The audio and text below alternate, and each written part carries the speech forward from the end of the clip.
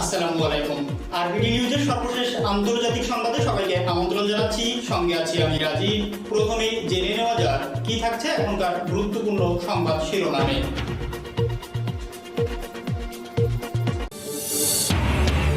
অসমে ধর্মীয় সংখ্যালঘু অপরাধী প্রসঙ্গে বিজেপি নেতা দিলীপের মন্তব্যের কড়া জবাব দিলেন আমিনুল। তেলের বাজারে ইরানের সম্ভাব্য প্রত্যাবর্তন নিয়ে ওপেক সদস্যরা উদ্বিগ্ন বলছেন মন্ত্রী।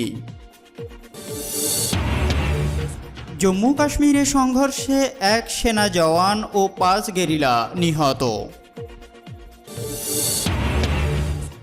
পশ্চিমবঙ্গ বিধানসভায় বিজেপি বিধায়কদের হট্টগোল, বেরিয়ে গেলেন রাজ্যপাল। এবং সর্বশেষ থাকছে উইঘুরদের উপর চীনের নিপীড়নমূলক নীতিকে সমর্থন ইমরানের। ভারতে প্রতিনিয়তই সংখ্যালঘুদের উপর নির্যাতন হচ্ছে, যে কারণে বিভিন্ন সময়ে বিভিন্ন বিজেপি নেতা বিভিন্ন উস্কানিমূলক কথাবার্তা বলে থাকেন, যাতে করে সংখ্যালঘুদের উপর হিন্দুত্ববাদী সংগঠনগুলো, বিশেষ করে উগ্র হিন্দুত্ববাদী যেসব নেতাকর্মী, নেতা নেত্রী বা পুস্কে নেতা রয়েছে, তারা হামলা চালায়। মূলত বিজেপির এই সমস্ত নেতাকর্মীর কারণেই মুসলমানেরা আজ নির্যাতিত। আর এর মূল প্রধান হোতা হচ্ছে অমিত শাহ, অর্থাৎ স্বরাষ্ট্রমন্ত্রী অমিত শাহ, আর এর পিছন থেকে সাপোর্ট দিচ্ছে নরেন্দ্র মোদী। অন্যদিকে কাশ্মীরেও চলছে ভয়াবহ সংঘর্ষ। স্বাধীন কাশ্মীরের দাবিতে, স্বাধীনতার দাবিতে সেখানকার মানুষ সোচ্চার হয়েছে। সমস্ত বিশ্ব সেখানে সমর্থন জানালেও একমাত্র ভারত সেখানে গণভোট দিতে রাজি নয়, কারণ তারা জানে গণভোট হলে কাশ্মীর আলাদা হয়ে যাবে। এই সমস্ত বিষয়ের উপর আপনারা আপনাদের মূল্যবান মতামত প্রদান করবেন এবং অনুরোধ থাকবে গুরুত্বপূর্ণ এই ভিডিওটি না টেনে সম্পূর্ণ দেখার জন্য। এতক্ষণ সংবাদ শিরোনামগুলো শুনছিলেন, এখন বিস্তারিত। তবে তার আগে রিকোয়েস্ট থাকবে ভিডিওটিতে একটি লাইক করুন এবং আপনি যদি এই চ্যানেলটিতে নতুন হয়ে থাকেন, চ্যানেলটি সাবস্ক্রাইব করে পাশে থাকা বেল আইকনটি অন করে দিন। অসমে ধর্মীয় সংখ্যালঘু অপরাধী প্রসঙ্গে বিজেপি নেতা দিলীপের মন্তব্যের কড়া জবাব দিলেন আমিনুল। ভারতের অসমের এআইইডিএফ এর বিধায়ক আমিনুল ইসলাম বিজেপি নেতা দিলীপ শইকিয়াকে টার্গেট করে তিনি নির্বোধের স্বর্গে বাস করছেন বলে কটাক্ষ করেছেন।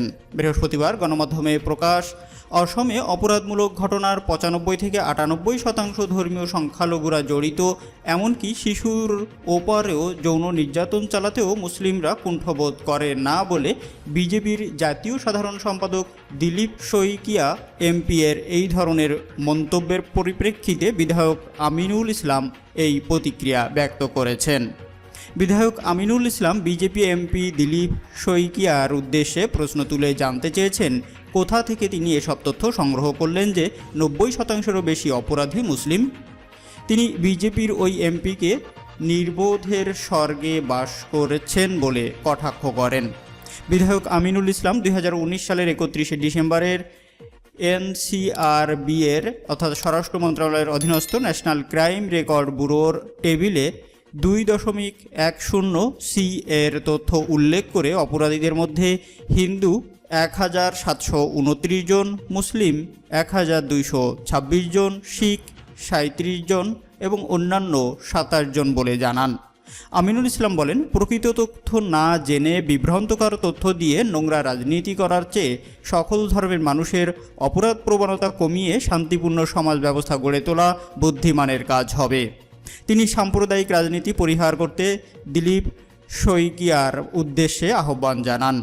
গণমাধ্যমে প্রকাশ, বিজেপি নেতা দিলীপ শইকিয়া এমপি নয়াদিল্লিতে দিল্লির ও সংসদীয় কর্মসূচিতে অংশগ্রহণ করতে গিয়ে সাংবাদিকদের বলেন, অসমে যত অপরাধমূলক ঘটনা ঘটে তার 95 থেকে 98% ধর্মীয় সংখ্যালঘুরাই জড়িত থাকে। জবরদখল প্রসঙ্গে তিনি বলেন, অসমের জমি মুসলমানরা বেদখল করেছে। মুখ্যমন্ত্রী হেমন্ত বিশ্ব শর্মার নেতৃত্বাধীন রাজ্য সরকার মুসলিমদের কবজা থেকে অসমের জমি বেদখল মুক্ত করতে সমর্থন হবে। দিলীপ শইকিয়া এমপির অভিযোগ, চুরি, ডাকাতি, ধর্ষণের মতো অসামাজিক ও রাষ্ট্রবিরোধী কাজে লিপ্ত অসমের সংখ্যালঘু মুসলিমরা। অসমের পরিবেশ দূষিত করা এই সংখ্যালঘুদের তাদের মোল্লা মৌলভীরা নিয়ন্ত্রণ করতে ব্যর্থ হলে পরিস্থিতি ভয়াবহ হবে বলে তিনি সতর্ক করে দেন। দিলীপবাবুর দাবি, অসমে ধর্মীয় সংখ্যালঘুদের জনসংখ্যা রোধ না করতে পারলে ভূমিপুত্ররা একদিন সংখ্যালঘুতে পরিণত হবে। দ্বিতীয় শ্রেণীর নাগরিক হতে হবে। অসমের সীমান্তবর্তী জেলার নাগরিকপঞ্জির 20% এবং অন্য জেলাতে 10% নমুনা পুনর্নিরীক্ষণ করতে রাজ্য সরকার সব ধরনের পদক্ষেপ গ্রহণ করবে বলেও মত প্রকাশ করেন বিজেপি নেতা দিলীপ শইকিয়া এমপি। এদিকে অসমের মুখ্যমন্ত্রী হিমন্ত বিশ্ব শর্মা বলেছেন, ধর্ষণের সঙ্গে ধর্মের কোনো যোগ নেই। আমি যদি বলি শুধু মুসলিমরাই ধর্ষণ করে, তাহলে কাল একজন হিন্দুর হাতে কেউ ধর্ষিতা হলে কি বলবো? ধর্ষণের সঙ্গে হিন্দু মুসলিমের কোনো সম্পর্ক নেই। প্রত্যেক কথায় মুসলিমদের দোষ দেওয়া অনুচিত বলেও মন্তব্য করেছেন মুখ্যমন্ত্রী হিমন্ত বিশ্ব শর্মা। বিধায়কের আমিনুল ইসলাম মুখ্যমন্ত্রীকে ধন্যবাদ জানিয়ে সামাজিক যোগাযোগ মাধ্যমের এক বার্তায় বলেন, অপরাধীর ধর্ম অবলম্বী সংক্রান্ত পূর্ব বিবৃতির তুলনায় মুখ্যমন্ত্রীর বর্তমান বিবৃতি অনেক পরিবর্তন হয়েছে, যা রাজ্যের সামাজিক কল্যাণ ও শান্তি সম্প্রীতির শুভ লক্ষণ। অসংখ্য ধন্যবাদ মুখ্যমন্ত্রীকে। অর্থাৎ এ থেকে প্রমাণিত হচ্ছে বিজেপির নেতারা অনেকটাই মাতাল অবস্থায় মন্তব্য দেন। বিশেষত তারা কোনো তথ্য উপাত্ত না জেনেই মন্তব্য দিয়ে ফেলেন। তাদের কথাই মুসলমানরাই সব দোষী, কিন্তু দেখা যায় পরিসংখ্যানে হিন্দুরাই সবচেয়ে বেশি দোষী। তেলের বাজারে ইরানের সম্ভাব্য প্রত্যাবর্তন নিয়ে ওপেক সদস্যরা উদ্বিগ্ন বলছেন মন্ত্রী। ইরানের তেলমন্ত্রী বিজান নামদার জাঙ্গানে বলেছেন, আন্তর্জাতিক বাজারে ইরানের তেল আসতে শুরু করলে তেলের দামের উপর এর কী প্রভাব পড়ে তা নিয়ে ওপেকভুক্ত কোনো দেশ উদ্বেগ প্রকাশ করেছেন। বৃহস্পতিবার ওপেকের তেলমন্ত্রীদের এক ভার্চুয়াল বৈঠক শেষে জাঙ্গানে একথা বলেন। তিনি বলেন, ওপেক চায় মার্কিন নিষেধাজ্ঞা উঠে গেলে ইরানের পরবর্তী সরকার যেন আন্তর্জাতিক বাজারে তেল সরবরাহ করার সময় এর দামের দিকে খেয়াল রাখে। অস্ট্রিয়ার রাজধানী ভিয়েনায় বর্তমানে ইরানের পরমাণু সমঝোতা পুনরুজ্জীবনের সংলাপ চলছে। এই সংলাপ থেকে শীঘ্রই একটি চুক্তি স্বাক্ষরিত হবে বলে সব পক্ষ আশা ব্যক্ত করছে। চুক্তি হলে ইরানের তেল বিক্রির ওপর থেকে মার্কিন নিষেধাজ্ঞা উঠে যাবে এবং সে বিষয়টিতে মাথায় রেখে ইরানের ঐতিহ্যবাহী তেল ক্রেতারা এরই মধ্যে ইরানকে তেলের অর্ডার দিতে শুরু করেছে। জাঙ্গানে বলেন, বৃহস্পতিবারের বৈঠকে ওপেকের মহাসচিব ইরানের তেল সরবরাহ নিয়ে খানিকটা উদ্বিগ্ন প্রকাশ করেছেন। আগামী মাসের মাঝামাঝি সময়ে ইরানের নবনির্বাচিত প্রেসিডেন্ট শাহেদ ইব্রাহিম রাইসি দেশের ক্ষমতা গ্রহণ করবেন। তার নেতৃত্বাধীন নয়া প্রশাসন বুঝে শুনে তেল রপ্তানি শুরু করবেন বলে জাঙ্গানে আশা প্রকাশ করেন। ওপেক থেকে প্রকাশিত তথ্যচিত্রে দেখা যাচ্ছে, ইরান এরই মধ্যে তার মাসিক তেল উত্তোলন বাড়িয়ে দিয়েছে এবং দৈনিক 25 লাখ ব্যারেল তেল উৎপাদন করছে। রপ্তানি শুরু করতে না পারলেও উৎপাদিত তেল মজুত করে রাখছে তেহরান, যাতে নিষেধাজ্ঞা উঠে গেলে রপ্তানি করার জন্য উৎপাদনের ঘাটতিতে সমস্যা না হয়। 2018 সালে মার্কিন নিষেধাজ্ঞা আরোপের আগে ইরান দৈনিক 38 লাখ ব্যারেল তেল উৎপাদন করত। জম্মু কাশ্মীরের সংঘর্ষে এক সেনা জওয়ান ও 5 স্বাধীনতাকামী নিহত। জম্মু কাশ্মীরের পুলওয়ামা জেলায় নিরাপত্তা বাহিনী ও স্বাধীনতাকামীদের মধ্যে সংঘর্ষে সেনাবাহিনীর এক জওয়ান এবং 5 স্বাধীনতাকামী সহ মোট 6 জন নিহত হয়েছে। এছাড়া এক সেনা জওয়ান আহত হয়েছেন। পুলিশ সূত্রের প্রকাশ, নিহতদের মধ্যে একজন লস্কর-ই তৈয়বার জেলা কমান্ডার রয়েছেন। শুক্রবার দক্ষিণ কাশ্মীরের রাজপোরা হানজিন এলাকায় সংঘর্ষে এই হতাহতের ঘটনা ঘটে। সংবাদ সংস্থা ইউএনআই হিন্দি সূত্রে প্রকাশ, পুলওয়ামার হানজিন রাজপোয়ারায় স্বাধীনতাকামীদের উপস্থিতির গোয়েন্দা তথ্য পেয়ে বৃহস্পতিবার গভীর রাতে সেনাবাহিনীর রাষ্ট্রীয় রাইফেলস, আধা সামরিক বাহিনী সিআরপিএফ এবং জম্মু কাশ্মীর পুলিশের সদস্য সমন্বিত যৌথ বাহিনীর ঘেরাও ও তল্লাশি অভিযান শুরু হয়। নিরাপত্তা বাহিনী যখন সমস্ত বহির্গমন পয়েন্ট সিল করার পরে নির্দিষ্ট টার্গেটের দিকে এগিয়ে যাচ্ছিল, সে সময় স্বাধীনতাকামীরা তাদের ওপর গুলিবর্ষণ শুরু করে। এরপরে নিরাপত্তা বাহিনীও পাল্টা আক্রমণ শুরু করলে সংঘর্ষ শুরু হয়।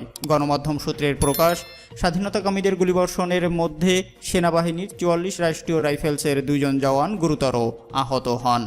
তাদেরকে হাসপাতালে নিয়ে যাওয়া হলে হাবিলদার কাশিরাও নামে এক জওয়ান মারা যান।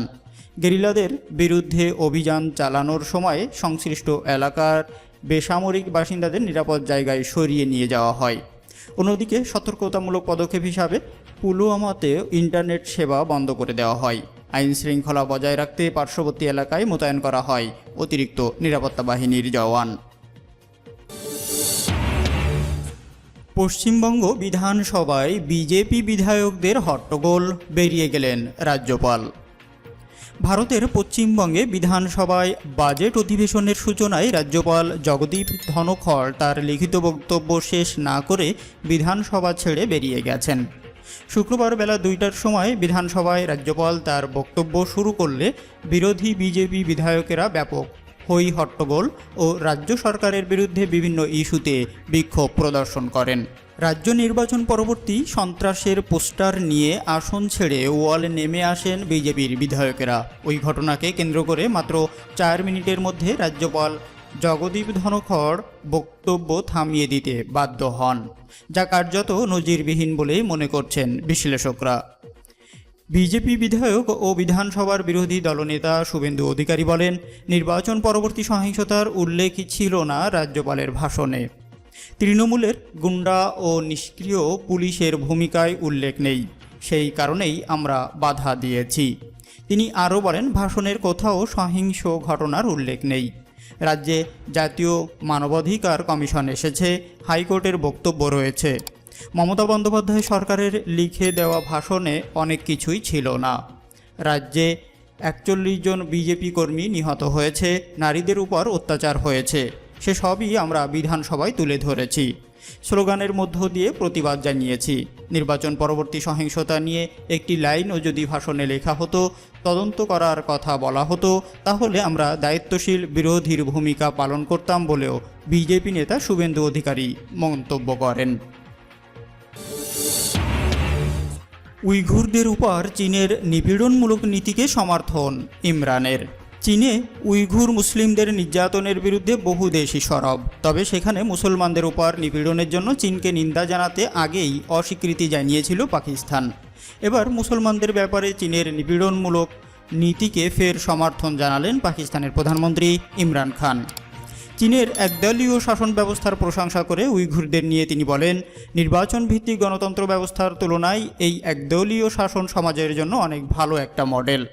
এছাড়া পশ্চিমা সংবাদ মাধ্যম ও সরকারগুলোর কাছ থেকে শি জিনপিংয়ের পরিস্থিতির যে বিবরণ পাচ্ছি, চীনের কর্মকর্তাদের কাছ থেকে পাওয়া বিবরণ তার চেয়ে ভিন্ন।